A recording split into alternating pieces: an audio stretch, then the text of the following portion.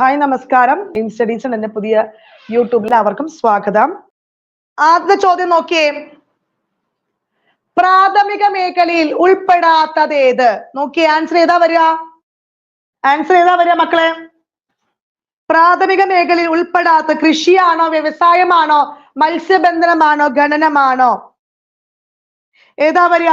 Option ഏതാ വരിക മക്കളെ? ഓപ്ഷൻ ബി ആണ് വരിക അല്ലെ, വ്യവസായമാണ് വരിക. നമുക്കറിയാം അല്ലെ, ദേശീയ വരുമാനം ലഭിക്കുന്ന പ്രധാന മേഖല ഏതൊക്കെയാണ്? കാർഷിക മേഖല, വ്യവസായ മേഖല, then എന്താണ്? സേവന മേഖല എന്നും കൂടി മനസ്സിലാക്കി വെക്കുക. ഏതൊക്കെയാണ്? ദേശീയ വരുമാനം എന്താണ്? നമുക്ക് നോക്കാം. ഒരു രാജ്യത്തിന്റെ സമ്പദ്ഘടനയെ പ്രധാനമായിട്ടും ഏതൊക്കെയായിട്ടാണ് തരംതിരിക്കുന്നത്? പ്രാഥമികം, ദ്വിതീയം and തൃതീയ മേഖല, പ്രൈമറി, സെക്കൻഡറി and എന്താണ്? ടെറിട്ടറി മേഖല. പ്രൈമറി ഉണ്ട്, then എന്താണ്? സെക്കൻഡറി ഉണ്ട്, ടെറിട്ടറി മേഖല എന്നും കൂടി മനസ്സിലാക്കി വെക്കുക. ക്ലിയർ ആണോ? ഓക്കെ, എന്താണ് പ്രാഥമിക മേഖലയുടെ അടിത്തറ എന്ന് പറയുന്നത്? കൃഷിയാണ് മക്കളെ. എന്താണ് പ്രാഥമിക മേഖലയുടെ അടിത്തറ എന്ന് പറയുന്നത്? കൃഷിയാണ് എന്ന് മനസ്സിലാക്കി വെക്കുക. ക്ലിയറാണോ? ഇന്ത്യൻ സമ്പത്ത് വ്യവസ്ഥയുടെ നട്ടെല്ല് എന്ന് പറയുന്നത് നമുക്ക് എല്ലാവർക്കും അറിയാം. എന്താണ്? ഈ കാർഷിക മേഖലയാണ് അല്ലെ, കാർഷിക മേഖലയാണ് എന്നും കൂടി മനസ്സിലാക്കി വെക്കുക. അതുപോലെ തന്നെ പിന്നെ എന്താണ് ദ്വിതീയ മേഖല? എന്താണ് ദ്വിതീയ മേഖല അല്ലെങ്കിൽ സെക്കൻഡറി ആണ്? എന്താണ്? വ്യവസായം എന്നും കൂടി മനസ്സിലാക്കി വെക്കുക. എന്താണ് മക്കളെ ദ്വിതീയ മേഖല അല്ലെ, സെക്കൻഡറി സെക്ടർ? എന്താണ് സെക്കൻഡറി സെക്ടർ എന്ന് പറയുന്നത്? വ്യവസായമാണ്. ഇതാണോ? വ്യവസായത്ത് വളരെ പ്രാധാന്യം ഉള്ളത് കൊണ്ടാണ് ഇത് വ്യവസായ മേഖല എന്നും കൂടി അറിയപ്പെടുന്നത്. എന്താണ് വ്യവസായ മേഖല അല്ലെങ്കിൽ സെക്കൻഡറി സെക്ടർ അല്ലെങ്കിൽ എന്താണ് ദ്വിതീയ മേഖല എന്നറിയപ്പെടുന്ന ഏതാണ്? വ്യവസായ മേഖല അല്ലെങ്കിൽ ദ്വിതീയ മേഖലയാണ് എന്നും കൂടി മനസ്സിലാക്കി വെക്കുക. പ്രാഥമിക മേഖലയിൽ പിന്നെ തൃതീയ മേഖല എന്താണ്? തൃതീയ മേഖല അറിയപ്പെടുന്ന മറ്റൊരു പേരാണ് സേവന മേഖല. എന്താണ് തൃതീയ മേഖല അറിയപ്പെടുന്ന മറ്റൊരു പേര്? എന്താണ് മക്കളെ? സേവന മേഖലയാണ് എന്ന് കൂടി മനസ്സിലാക്കി വെക്കുക. അതുപോലെ തന്നെ ദേശീയ വരുമാനത്തിൽ ഏറ്റവും കൂടുതൽ സംഭാവന നൽകുന്ന മേഖല എന്നറിയപ്പെടുന്ന ഏതാണ്? ഈ തൃതീയ മേഖല എന്നും കൂടി മനസ്സിലാക്കി വെക്കുക. പ്രാഥമിക മേഖല ഏതൊക്കെ പെടും? കൃഷി വരും, പിന്നെ വനം വരും, മത്സ്യം വരും. കൃഷി, വനം, then മത്സ്യബന്ധനം, ഖനനമൊക്കെ ഏത് മേഖലയിലാ വരിക? ഏതാണ്? പറഞ്ഞേ, ഏത് മേഖലയാണ് മക്കളെ വരിക? പ്രാഥമിക മേഖല അല്ലെ, പ്രൈമറി സെക്ടർ. പ്രൈമറി അസംസ്കൃത വസ്തുക്കളുടെ ഉപയോഗം എല്ലാം ഏതിലാണ് വരിക? ഏതാണ്? പ്രൈമറി സെക്ടർ അല്ലെങ്കിൽ പ്രാഥമിക മേഖലയിലാണ്. ദ്വിതീയ മേഖലയിൽ വരുന്നതാണ് എന്തൊക്കെയാണ്? വ്യവസായം, വൈദ്യുതി, കെട്ടിട നിർമ്മാണം. പിന്നെന്താണ്? വ്യവസായം ഉണ്ടാവും, വൈദ്യുതി ഉണ്ടാവും, കെട്ടിട നിർമ്മാണം, സാധനങ്ങളുടെ ഉൽപാദനമൊക്കെ ഏതാ വരിക? സെക്കൻഡറി മേഖല എന്നും കൂടി മനസ്സിലാക്കി വെക്കുക. ക്ലിയർ ആണോ? then എന്താണ് മൂന്നാമത്തെ? ഏതാണ്? തൃതീയ മേഖല. തൃതീയ മേഖല നമ്മൾ പറഞ്ഞു, ഇന്ത്യൻ സമ്പത്ത് വ്യവസ്ഥ ഏറ്റവും കൂടുതൽ സംഭാവന നൽകുന്ന മേഖലയാണ് ഏത്? തൃതീയ മേഖല എന്നും കൂടി മനസ്സിലാക്കി വെക്കുക. തൃതീയ മേഖല എന്തൊക്കെയാ വരിക? വ്യാപാരം വരും, ഗതാഗതം വരും, പിന്നെ ഹോട്ടൽ വരും അല്ലെ, വ്യാപാരം വരും, പിന്നെ പറഞ്ഞേ, എന്റെ ഒപ്പം പറഞ്ഞേ, ഗതാഗതം വരും. ഹോട്ടലൊക്കെ ഏതിലാ വരിക? പറഞ്ഞേ, വ്യാപാരം, ഗതാഗതം, ഹോട്ടല്, പിന്നെ എന്താണ്? ബാങ്കിങ്, ഇൻഷുറൻസ്, ബിസിനസ്, പിന്നെ banking, insurance, business, real estate ഒക്കെ ഏതിലാ വരിക? ഈ അവസാനമുള്ള ടെറിട്ടറി സെക്ടർ അല്ലെങ്കിൽ തൃതീയ മേഖലയിലാണ് വരിക എന്നും കൂടി മനസ്സിലാക്കി വെക്കുക. ക്ലിയർ ആണോ? അപ്പൊ ഏതൊക്കെയാണ്? പ്രാഥമിക മേഖല, ദ്വിതീയ മേഖല, then എന്താണ്? തൃതീയ മേഖല എന്ന് 3 കാര്യം നമ്മൾ പഠിച്ചു. then അടുത്ത ക്വസ്റ്റ്യൻ നോക്കാം. ദാരിദ്ര്യ നിർമ്മാർജ്ജനം ലക്ഷ്യമാക്കി 1975 ഇന്ദിരാഗാന്ധി ആരംഭിച്ച പരിപാടി ഏതാണ്? ഇതില് ഒരു ഓപ്ഷൻ കൂടി മിസ്സായിട്ടുണ്ട്. നമുക്ക് ഓപ്ഷൻ നോക്കാം. ഏതാണ്?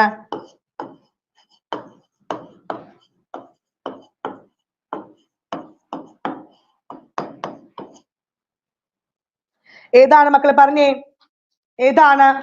നമുക്കറിയാം അല്ലെ, പറഞ്ഞേ, ഓപ്ഷൻ ഡി ആണെന്ന് മക്കൾ പറഞ്ഞില്ലേ? ഓപ്ഷൻ ഡി ആണ് എന്നും കൂടി പറയുന്നുണ്ട്. ഏതാണ്? 20 പരിപാടി ഇന്ദിരാഗാന്ധിയുമായി ബന്ധപ്പെട്ടതാണെങ്കിൽ 10 ആരുമായി ബന്ധപ്പെട്ടതാണ്? 10 പരിപാടി ആരുമായി ബന്ധപ്പെട്ടതാണ്? പറഞ്ഞേ, എന്റെ ഒപ്പം പറഞ്ഞേ. 10 പരിപാടി ആരുമായിട്ടാണ്? 10 പരിപാടി APJ അബ്ദുൽ കലാമുമായി ബന്ധപ്പെട്ടതാണ്. ഏത്? 10 പരിപാടി എന്നും കൂടി മനസ്സിലാക്കി വെക്കുക. 1974 അല്ലെ? 1974 മുതൽ 78 വരെയുള്ള ഏതാണ്? 5-ാം പഞ്ചവത്സര പദ്ധതി. 5-ാം പഞ്ചവത്സര പദ്ധതി അധ്യക്ഷൻ ആരായിരുന്നു? ഇന്ദിരാഗാന്ധിയാണ് എന്നും കൂടി മനസ്സിലാക്കി വെക്കുക. ഏതാണ്? ഇന്ദിരാഗാന്ധിയാണ് കൂടി മനസ്സിലാക്കി വെക്കുക. പക്ഷേ 5-ാം പഞ്ചവത്സര പദ്ധതി തയ്യാറാക്കിയതാണ് ആരാണ്? DP ധറാണ്. ആരാണ് മക്കളെ? 5-ാം പഞ്ചവത്സര അധ്യക്ഷനായുമ്പോ ഇന്ദിരാഗാന്ധി ആണെങ്കിലും തയ്യാറാക്കിയത് DP ധറാണ് എന്നും കൂടി മനസ്സിലാക്കി വെക്കുക. ക്ലിയർ ആണോ? കാർഷിക വൃത്തത്തിലും പ്രതിരോധ മേഖലയ്ക്കും വളരെ എന്താണ് ഇമ്പോർട്ടന്റ് വർദ്ധിപ്പിക്കുക എന്നതുമായി ബന്ധപ്പെട്ടതാണ്. ഏതാണ്? 5-ാം പഞ്ചവത്സര പദ്ധതി. ഗരീബി ഹഠാവോ എന്ന മുദ്രാവാക്യം ഏത് പദ്ധതിയുമായി ബന്ധപ്പെട്ടതാണ്? 5-ാം പഞ്ചവത്സര പദ്ധതിയുമായിട്ടാണ് ബന്ധപ്പെട്ടത് എന്നും കൂടി മനസ്സിലാക്കി വെക്കുക. ക്ലിയർ ആണോ? ധർ മോഡൽ എന്ന പദ്ധതി ഏതുമായി ബന്ധപ്പെട്ടത്?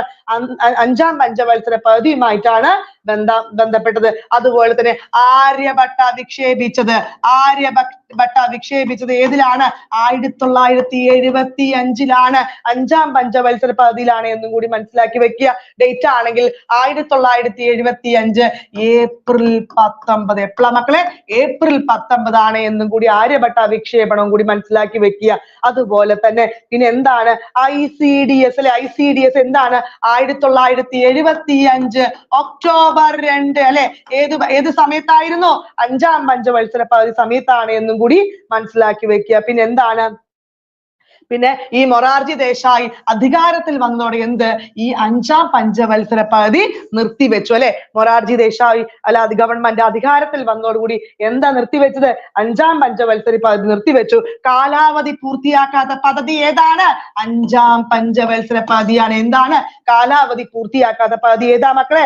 5-ാം പഞ്ചവത്സര പദ്ധതിയാണെന്നും കൂടി മനസ്സിലാക്കി വെക്കുക. പക്ഷേ അതിന് മുന്നോട്ട് വെച്ച വളർച്ചാ നിരക്ക് 4.44% ആയിരുന്നെങ്കിലും എത്രയാണ് കൈവരിച്ചത്?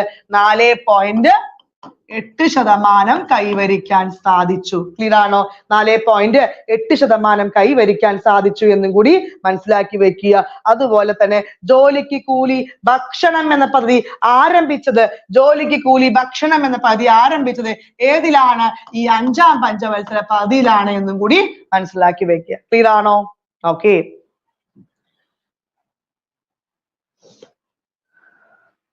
കർഷകർക്ക് അവരുടെ ഉൽപ്പന്നങ്ങൾക്ക് ആദായകരമായ വില ഉറപ്പിക്കുക എന്ന ലക്ഷ്യത്തോടെ ആരംഭിച്ച പദ്ധതി വളരെ ഇമ്പോർട്ടന്റ് ആണ്. 2-3 പ്രാവശ്യം PSC ആവർത്തിച്ച ചോദ്യമാണ് എന്നും കൂടി മനസ്സിലാക്കി വെക്കുക. ഏതാണ് ആൻസർ വരിക? ഏതാണ് മക്കളെ? ഏതാണ്? PM ആശാ യോജന. ഏതാണ്? PM ASHA Yojana. Option D ആണ് എന്നും കൂടി മനസ്സിലാക്കി വെക്കുക. എന്താണ്? ഓപ്ഷൻ ഡി ആണ് മക്കളെ. തെറ്റാ. C അല്ല. PM ആശാ യോജനയാണ്. PM ആശാ യോജനയാണ് എന്ന് കൂടി ഓർത്തു വെക്കുക. ക്ലിയർ ആണോ? ഓക്കെ.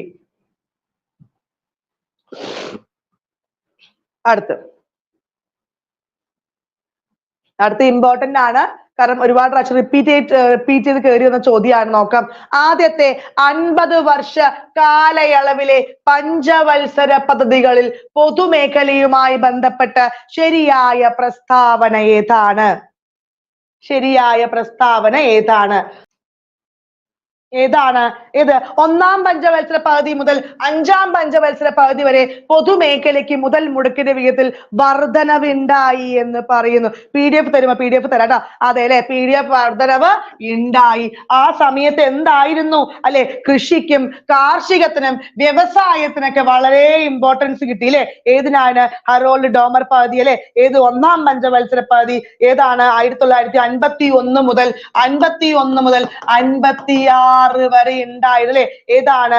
കാർഷികത്തിനും ജലസേചനത്തിനും വളരെ ഇമ്പോർട്ടന്റ് ഉള്ള പദ്ധതിയാണ് ഒന്നാം പഞ്ചവത്സര പദ്ധതി അല്ലെ. ഒന്നാം പഞ്ചവത്സര പദ്ധതി എന്നും കൂടി മനസ്സിലാക്കി വെക്കുക. ഒന്നാം പഞ്ചവത്സര പദ്ധതിയുടെ ശില്പി എന്നറിയപ്പെടുന്നത് KN രാജാണ് എന്നും കൂടി ഓർത്തു വെക്കുക. പിന്നെ എന്താണ് ഹറോൾഡ് ഡോമർ മാതൃക ഏതാണ്? ഒന്നാം പഞ്ചവത്സര പദ്ധതിയാണ് എന്നും കൂടി മനസ്സിലാക്കി വെക്കുക. പിന്നെ ആ സമയത്ത് എന്താണ്? വൻകിട ജലസേചന പദ്ധതികൾക്ക് വളരെ ഇമ്പോർട്ടൻസ് കിട്ടി അല്ലെ. പിന്നെ എന്താണ്? നാഷണൽ NDC ഡെവലപ്മെന്റ് കൗൺസിൽ രൂപീകരിച്ചു. പിന്നെ എന്താണ്? പിന്നെ സെൻട്രൽ സ്റ്റാറ്റിസ്റ്റിക്കൽ ഓർഗനൈസേഷൻ നിലവിൽ വന്ന് എപ്പോഴാണ്? 1951. ആ സമയത്ത് വളരെ വർധനവുണ്ടായിരുന്നു. പിന്നെന്താണ്? University grant admission UGC 1953. ഇതിൽ 53 അല്ല കേട്ടോ. ഇതെല്ലാം ഏത് സമയത്തായിരുന്നു? ഒന്നാം പഞ്ചവത്സര സമയത്താണ് എന്നും കൂടി മനസ്സിലാക്കി വെക്കുക. അതുപോലെ വളരെ ഇമ്പോർട്ടന്റ് ആണ് all India medical institute of medical science AIIMS അല്ലെ. എയിംസ് എപ്പോഴാ വന്നത്? ഈ ഒന്നാം പഞ്ചവത്സര സമയത്താണ് എന്നും കൂടി മനസ്സിലാക്കി വെക്കുക. പിന്നെ ഹിരാക്കുഡ്, ബക്രാനങ്കൽ അണക്കെട്ട് എല്ലാം ഏതിലായിരുന്നു? ഈ ഒന്നാം പഞ്ചവത്സര പദ്ധതി സമയത്തായിരുന്നു. പിന്നെ എന്തായിരുന്നു? രണ്ടാം പഞ്ചവത്സര പദ്ധതിയിൽ വ്യവസായത്തിന് വളരെ ഇമ്പോർട്ടൻസ് ആയിരുന്നു അല്ലെ. ഹൈവേകൾ വന്നും വ്യവസായം വന്നു. വ്യവസായ ഗതാഗത മിശ്ര സമ്പദ് വ്യവസ്ഥയൊക്കെ ഏതിലാണ് വന്ന്? രണ്ടാമത്തേതിലാണ് എന്നും കൂടി മനസ്സിലാക്കി വെക്കുക. ഇതാണോ? പിന്നെ DRDO അല്ലെ. നിലവിൽ വന്നത് DRDO നിലവിൽ വന്ന 1958 1958 ആ സമയത്ത് അല്ലെ വന്ന രണ്ടാം പഞ്ചവത്സര സമയത്താണ് വന്നത് എന്നും കൂടി മനസ്സിലാക്കി വെക്കുക. പിന്നെ എന്താണ്? മൂന്നാം പഞ്ചവത്സര സമയത്ത് വളരെ ഇമ്പോർട്ടന്റ് ഹരിത വിപ്ലവവുമായിട്ട് ബന്ധപ്പെട്ടത്. അപ്പോ ഈ ഒന്നാം പഞ്ചവത്സരം മുതൽ അഞ്ചാം പഞ്ചവത്സരം അതായത് വ്യവസായത്തിനും പൊതുമേഖലയ്ക്കും വളരെ വർധനവുണ്ടായി. അപ്പൊ ആ ഒരു സ്റ്റേറ്റ്മെന്റ് ശരിയായിരുന്നു. 6 മുതൽ 8 വരെയുള്ള പഞ്ചവത്സര പദ്ധതികൾ പൊതുമേഖലയ്ക്കുള്ള മുതൽ മുടക്കിന്റെ വിഹിതം കുറഞ്ഞു. എന്താണ്? അതും അവിടെ ശരിയാണ് അല്ലെ. അതും അവിടെ ശരിയാണ്. 1ഉം 2ഉം ശരിയാണ് അല്ലെ. 1ഉം 2ഉം ശരിയാണ്. എന്താണ്? അഞ്ചാം പഞ്ചവത്സര പദ്ധതി ഹറോൾഡ് മാതൃകയൊക്കെ നമ്മൾ പറഞ്ഞു അല്ലെ. ആറാം പഞ്ചവത്സര സമയത്ത് ഏതാണ്? ഇന്ദിരാഗാന്ധി ആയിരുന്നു അല്ലെ. അവസാനിക്കുന്ന സമയത്ത് തുടക്കം ഇന്ദിരാഗാന്ധി ആണെങ്കിലും അവസാനിക്കുന്ന സമയത്ത് രാജീവ് ഗാന്ധിയാണ് എന്നും കൂടി മനസ്സിലാക്കി വെക്കുക. പിന്നെ എന്താണ്? ആ സമയത്ത് പ്രധാനപ്പെട്ട ലക്ഷ്യം ഉണ്ടായിരുന്നു. ആധുനികവൽക്കരണം ഉണ്ടായിരുന്നു. പിന്നെന്താ? തദ്ദേശ ഊർജ്ജ സ്രോതസ്സുകളുടെ വർധനമൊക്കെ ആവശ്യപ്പെട്ടെങ്കിലും ആ സമയത്ത് 6 മുതൽ 8 വരെ വേണ്ടത്ര രീതിയിൽ പൊതുമേഖലയ്ക്ക് ഇമ്പോർട്ടൻസ് നമുക്ക് കൊടുക്കാൻ പറ്റിയില്ല. കാരണം രണ്ടാം ഘട്ട ബാങ്ക് ദേശസാൽക്കരണം ഒക്കെ വന്നു അല്ലെ ഈ സമയത്ത്. അപ്പൊ എന്ത് പറ്റിയത്? ഈ സമയത്ത് പൊതുമേഖല സമയത്ത് നമുക്ക് വേണ്ടത്ര ഊന്നൽ നൽകാൻ പറ്റിയില്ല. ഇടയിൽ വാർഷിക പദ്ധതി കയറി വന്നു. പിന്നെന്താണ് പറഞ്ഞേ? പക്ഷെ വിവരസാങ്കേതിക വിദ്യയുടെ ഒക്കെ ഇമ്പോർട്ടൻസ് വന്നെങ്കിലും പക്ഷെ വേണ്ടത്ര രീതിയിൽ അവിടെ മുതൽ മുടക്കിന് വിഹിതം കുറയ്ക്കാനേ സാധിച്ചുള്ളൂ, കൂടുതലാക്കാൻ പറ്റിയില്ല എന്നും കൂടി മനസ്സിലാക്കി വെക്കുക. ഓക്കെ, അപ്പോ സ്റ്റേറ്റ്മെന്റ് 1ഉം 2ഉം ശരിയാണ്. അടുത്ത് താഴെ പറയുന്നവയിൽ കൽക്കരിയുടെ ഉപയോഗവുമായി ബന്ധപ്പെട്ട ശരിയല്ലാത്ത പ്രസ്താവന ഏത്? PSCയുടെ 2 പ്രാവശ്യം റിപ്പീറ്റ് ചെയ്ത ചോദ്യമാണ് എന്നും കൂടി മനസ്സിലാക്കി വെക്കുക. എന്താണ് ഇതിന്റെ ആൻസർ? എന്താണ് മക്കളെ ആൻസർ? നമുക്ക് നോക്കാം. എന്താണ് താഴെ പറയുന്നത്? കൽക്കരിയുടെ ഉപയോഗവുമായി ബന്ധപ്പെട്ട ശരിയല്ലാത്ത പ്രസ്താവന എന്താണ് നോക്കാം. പറഞ്ഞേ, ഏതാണ്? ഉരുക്ക് വ്യവസായത്തിനും വൈദ്യുത ഉൽപാദനത്തിനും വേണ്ടിയുള്ള കൽക്കരിയുടെ ആവശ്യം കൂടി വരുന്നു എന്ന് പറയുന്നു. അത് വളരെ ശരിയാണ് അല്ലെ. പിന്നെ തന്നെ എന്താ? വൈദ്യുതീകരണം വർദ്ധിച്ചതോടെ റെയിൽവേയുടെ കൽക്കരി ഉപയോഗം കുറഞ്ഞു എന്ന് പറയുന്നു. അതും ശരിയാണ് അല്ലെ. വൈദ്യുതിയുമായി ബന്ധപ്പെട്ട് ഒരുപാട് ടെക്നോളജീസ് ഒക്കെ വന്നപ്പോൾ പണ്ട് കൽക്കരി ട്രെയിൻ ആണ്, ഇപ്പോ അല്ല അല്ലെ. അപ്പൊ എന്താണ്? വളരെ ആ സമയത്ത് ഉപയോഗം കുറഞ്ഞു വന്നു. കൽക്കരിയുടെ ആവശ്യം വിതരണത്തെക്കാൾ കുറവാണ് എന്ന് പറയുന്നു. അതെന്താണ്? ബന്ധമില്ലാത്തതാണ്. അപ്പൊ 3 മാത്രമാണ് ഇതുമായി ബന്ധമില്ലാത്ത എന്നും കൂടി മനസ്സിലാക്കി വെക്കുക. ക്ലിയർ ആണോ? താപോർജ്ജ ഉൽപാദനം ഇരുമ്പിന്റെ ഉരുക്ക് പ്രക്രിയക്കൊക്കെ ഏറ്റവും കൂടുതൽ ഒരു പ്രധാനപ്പെട്ട ധാതുവാണ് കൽക്കരി എന്ന് മനസ്സിലാക്കി വെക്കുക അല്ലെ. കൽക്കരി എന്ന് മനസ്സിലാക്കി വെക്കുക. അതുപോലെ ഇന്ത്യയുടെ കൽക്കരി നിക്ഷേപങ്ങൾ ഏറ്റവും കൂടുതൽ പങ്ക് ഏതാണ്? ബിറ്റുമിൻ അല്ലെ, ബിറ്റുമിൻ ഇനത്തിൽപ്പെട്ടതാണ് എന്നും കൂടി മനസ്സിലാക്കി വെക്കുക. പിന്നെ ഏറ്റവും വലിയ കൽക്കരിപ്പാടം ഏതാണ്? ജാരിയ. എവിടെയാണ്? ജാരിയ ജാർഖണ്ഡ് ആണ് അല്ലെ. ഏറ്റവും വലിയ കൽക്കരിപ്പാടം ഏതാണ്? ജാരിയ ജാർഖണ്ഡിലാണ് എന്നും കൂടി മക്കൾ മനസ്സിലാക്കി വെക്കുക. പിന്നെ ലിഗ്നൈറ്റ് അല്ലെ, ബ്രൗൺ കോൾ എന്ന് ഏതാണ്? ഏറ്റവും വളരെ ഇന്ധനക്ഷമത വളരെ കുറഞ്ഞ കൽക്കരി കാണപ്പെടുന്ന തമിഴ്നാട്ടിലെ ഒരു പ്രദേശമുണ്ട്. PSC ചോദിച്ചതാണ്. ഏതാണ്? നെയ്വേലി. ഏതാണ്? നെയ്വേലി. ഏതാണ്? നെയ്വേലിയാണ് എന്നും കൂടി മനസ്സിലാക്കി വെക്കുക. എന്താണ് മക്കളെ? നെയ്വേലിയാണ് അല്ലെ. ലിഗ്നൈറ്റ് എന്ന് പറയുന്നത് എന്താണ്? ബ്രൗൺ കോൾ ആണ് അല്ലെ. അത് വളരെ ഇന്ധനക്ഷമത വളരെ കുറഞ്ഞതാണ്. അത് കാണപ്പെടുന്ന തമിഴ്നാട്ടിലെ പ്രദേശം ചോദിച്ചിട്ടുണ്ട്. ഏതാണ്? നെയ്വേലിയാണ് എന്നും കൂടി മനസ്സിലാക്കി വെക്കുക. ക്ലിയർ ആണോ? ഓക്കെ, then അടുത്ത question. then reserve Bank of ഇന്ത്യയുടെ ഇപ്പോഴത്തെ ഗവർണർ വളരെ ഇമ്പോർട്ടന്റ് ആണ്. ഏത് പരീക്ഷ എടുത്ത് നോക്കുകയാണെങ്കിലും അതിൽ RBI നബാർഡുമായിട്ട് ബന്ധപ്പെട്ട ചോദ്യങ്ങൾ അവിടെ ഉണ്ട് അല്ലെ. അവിടെ ചോദ്യങ്ങൾ അവിടെ ഉണ്ട് എന്നും കൂടി മനസ്സിലാക്കി വെക്കുക. ആൻസർ എന്താണ് മക്കളെ? പറഞ്ഞേ അല്ലെ. ഒരു രാജ്യത്തിന്റെ ആരാണ് ആൻസർ വരിക? Reserve Bank of India. ഇന്ത്യയുടെ ഇപ്പോഴത്തെ ഗവർണർ ആരാണ്? ശക്തികാന്ത് ദാസ് ആണോ? ആണ് എന്ന് പറയുന്നു. 25ാമത്തെ അല്ലെ, 25ാമത്തെ ആണോ? ആണ് അല്ലെ. എന്താണ്? ഒരു രാജ്യത്തിന്റെ അല്ലെ പണസമ്പാദനത്തിന്റെ ഏറ്റവും വലിയ സ്ഥാപനമാണ് കേന്ദ്ര ബാങ്ക് അല്ലെങ്കിൽ റിസർവ് ബാങ്ക് എന്നും കൂടി മനസ്സിലാക്കി വെക്കുക. ഇന്ത്യയുടെ കേന്ദ്ര ബാങ്ക് ആണ് റിസർവ് ബാങ്ക് അല്ലെ. പണത്തിന്റെ ഇന്ത്യയിൽ പണയത്തിന്റെ ചുമതല മൊത്തം വഹിക്കുന്ന ഏതാണ്? റിസർവ് ബാങ്ക് ആണ്. അന്താരാഷ്ട്ര നാണയ നിധിയിൽ ഏറ്റവും കൂടുതൽ പ്രതിനിധീകരിക്കുന്ന ഏതാണ്? റിസർവ് ബാങ്ക് ആണ് എന്നും കൂടി മനസ്സിലാക്കി വെക്കുക. ക്ലിയർ ആണോ? എപ്പോഴാണ് റിസർവ് ബാങ്ക് വന്ന്? 1935 ഏപ്രിൽ 1 വന്ന്. എല്ലാവർക്കും അറിയാം 1935 ഹിൽട്ടൺ കമ്മീഷൻ പ്രകാരം ശുപാർശ ചെയ്ത വന്നതാ. ഹിൽട്ടൺ കമ്മീഷൻ പ്രകാരം ശുപാർശ ചെയ്ത് വന്ന കമ്മീഷനാണ് ഇത്.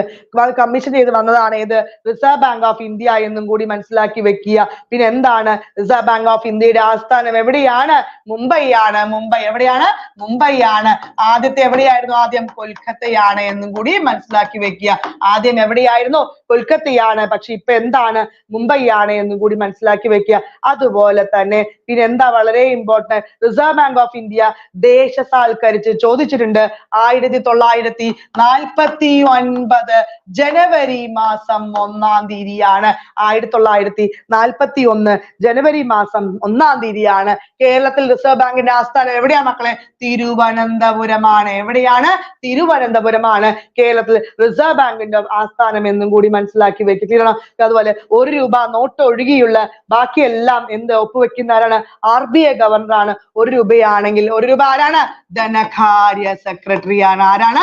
ധനകാര്യ സെക്രട്ടറി ആണ് എന്നും കൂടി ഓർത്തു വെക്കുക. ക്ലിയർ ആണോ? മനസ്സിലാക്കിയോ? അതുപോലെ തന്നെ റിസർവ് ബാങ്കിന്റെ ഗവർണറെ പദവി വഹിച്ചിട്ടുള്ള ഇന്ത്യൻ പ്രധാനമന്ത്രി ആരാണ്? ആരാണ് ഇന്ത്യൻ പ്രധാനമന്ത്രി? റിസർവ് ബാങ്ക് പദവി വഹിച്ചിട്ടുള്ള ഇന്ത്യൻ പ്രധാനമന്ത്രി പറഞ്ഞേ. മൻമോഹൻ സിംഗ് ആണ് ട്ടോ. മൻമോഹൻ സിംഗ് ആണ് എന്നും കൂടി മനസ്സിലാക്കി വെക്കുക. ക്ലിയർ ആണോ? അടുത്ത ചോദ്യം. താഴെ പറയുന്നതിൽ നബാർഡുമായി ബന്ധപ്പെട്ട ശരിയായ പ്രസ്താവന ഏതാണ്? താഴെ പറയുന്നതിൽ നബാർഡുമായി ബന്ധപ്പെട്ട ശരിയായ പ്രസ്താവന ഏതാണ്? പറഞ്ഞേ. ബി ശിവരാമൻ കമ്മിറ്റിയുടെ ശുപാർശ പ്രകാരമാണ് നബാർഡ് രൂപീകരിക്കപ്പെട്ടത് എന്ന് പറയുന്നു. ശരിയാണോ? എന്താണ് NABARD? National bank of agriculture and rural development അല്ലെ. ഏതാണ് ആൻസർ?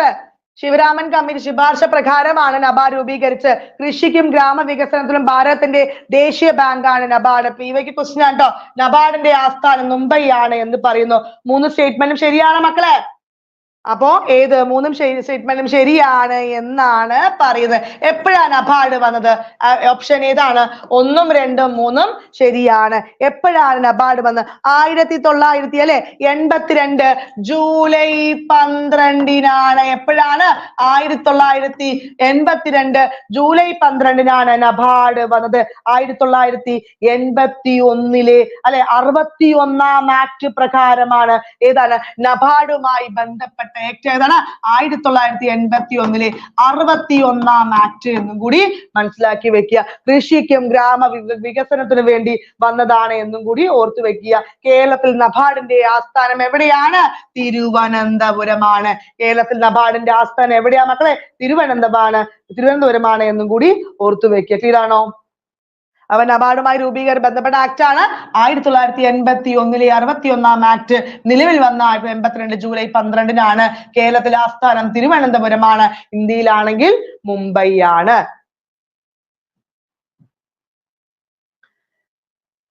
ഗോൾഡൻ റവല്യൂഷന് സുവർണ വിപ്ലവം ഏതുമായി ബന്ധപ്പെട്ടതാണ്? സുവർണ വിപ്ലവം ഏതുമായിട്ടാണ് ബന്ധപ്പെട്ടത്? നമുക്ക് പറഞ്ഞേ ഏതാണ്? നമുക്ക് എല്ലാവർക്കും അറിയാം അല്ലെ? ഏതാണ്? ഹോർട്ടിക്കൾച്ചർ ആണോ, മുട്ടയാണോ, മത്സ്യമാണോ, പെട്രോളിയം ആണോ? അല്ലെ? രജത വിപ്ലവം എന്ന് പറയുന്നതാണ് നമുക്കറിയാം മുട്ട എന്നറിയാം. മത്സ്യ വിപ്ലവം ഏതാണ്? മത്സ്യകൃഷി. പിസിക്കൾച്ചർ ഏതാണ്? മത്സ്യവുമായി ബന്ധപ്പെട്ടതാണ് അല്ലെ? പിന്നെ എന്താണ്? പെട്രോളിയം ഏതാണ്? ബ്ലാക്ക് റവല്യൂഷൻ അല്ലെ? ബ്ലാക്ക് റവല്യൂഷൻ എന്നറിയപ്പെടുന്ന എന്താ മക്കളെ? പെട്രോളിയം ആണ്. അപ്പൊ ഏതാണ് ആൻസർ? ഏതാണ്? ഗോൾഡൻ റവല്യൂഷൻ എന്താണ്? ഗോൾഡൻ റവല്യൂഷൻ സുവർണ വിപ്ലവം ഏതുമായി ബന്ധപ്പെട്ടതാണ്? ഏതാണ്? ഓപ്ഷൻ പഴം പച്ചക്കറി അല്ലേ? ഏതാണ്? ഓപ്ഷൻ ഡി ആണ്. ഹോർട്ടിക്കൾച്ചർ ആണ് എന്നും കൂടി മനസ്സിലാക്കി വെക്കുക. ഹോർട്ടിക്കൾച്ചർ ആണ് എന്നും കൂടി ഓർത്തു വെക്കുക. രജത വിപ്ലവം നമുക്കറിയാം മുട്ടയാണ് എന്ന്. മഞ്ഞ വിപ്ലവം എന്താണ്? മഞ്ഞ വിപ്ലവം മഞ്ഞ എണ്ണക്കുരുക്കളാണ് കേട്ടോ. മഞ്ഞ എണ്ണക്കുരുക്കളാണ് എന്നും കൂടി മനസ്സിലാക്കി വെക്കുക. മത്സ്യം നമ്മൾ പറഞ്ഞു ഏതാണ്? പിസിക്കൾച്ചർ ആണ്. ഗ്രേ വിപ്ലവം, ഗ്രേ എന്താണ്? വളമാണ് അല്ലെ? ഗ്രേ എന്താണ്? വളമാണ് എന്നും കൂടി മനസ്സിലാക്കി വെക്കുക. പിന്നെ ബ്രൗൺ ആണെങ്കിലോ? ബ്രൗണ് കൊക്കോ അല്ലെങ്കിൽ തുകൽ ട്ടോ.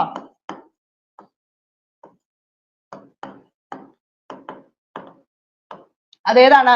ബ്രൗൺ വിപ്ലവവുമായിട്ട് ബന്ധപ്പെട്ടതാണ്. പിങ്ക് എന്താണ്? പിങ്ക് മാംസ്യമുണ്ട്, പൗൾട്രി ഉണ്ട് കേട്ടോ. പൗൾട്രി ഉണ്ട്. അതേതാണ്? പിങ്ക് ആണ് എന്നും കൂടി മനസ്സിലാക്കി വെക്കുക. ക്ലിയർ ആണോ? പിന്നെന്താ ഇമ്പോർട്ടന്റ് ആയിട്ട് നമുക്ക് വേറെ ചെയ്യണത്? പിന്നെന്താണ്? ഗോൾഡൻ ഫൈബർ വിപ്ലവം ഏതാണ്? ഗോൾഡൻ പറഞ്ഞേ. ഫൈബർ വിപ്ലവം ഏതുമായി ബന്ധപ്പെട്ടതാണ്? ഗോൾഡൻ ഫൈബർ വിപ്ലവം ഏതാണ്? ഗോൾഡൻ ചണമാണ് കേട്ടോ. ചണമാണ് എന്നും കൂടി മനസ്സിലാക്കി വെക്കുക. പിന്നെ സിൽവർ ഫൈബർ ആണെങ്കിലോ? സിൽവർ ഫൈബർ ഏതാണ്? സിൽവർ ഫൈബർ അത് പരുത്തിയാണ് കേട്ടോ. സിൽവർ പരുത്തി. ലോകത്തിൽ ഏറ്റവും കൂടുതൽ പാൽ ഉൽപാദിപ്പിക്കുന്ന രാജ്യം ഏതാണ്? ഇമ്പോർട്ടന്റ് ക്വസ്റ്റ്യൻ ആണ്. PSCക്ക് ചോദിക്കുന്ന ക്വസ്റ്റ്യൻ തന്നെയാണ്. ലോകത്തിൽ ഏറ്റവും കൂടുതൽ പാൽ ഉൽപാദിപ്പിക്കുന്ന രാജ്യം ഏതാണ് മക്കളെ? നമുക്കറിയാം അല്ലെ? ഏതാണ്? ഓപ്ഷൻ പറഞ്ഞേ. ഓപ്ഷൻ സി അല്ലെ? ഓപ്ഷൻ സി ഇന്ത്യയാണ്. എന്താണ്? ഓപ്ഷൻ സി ഇന്ത്യയാണ് എന്നും കൂടി മനസ്സിലാക്കി വെക്കുക.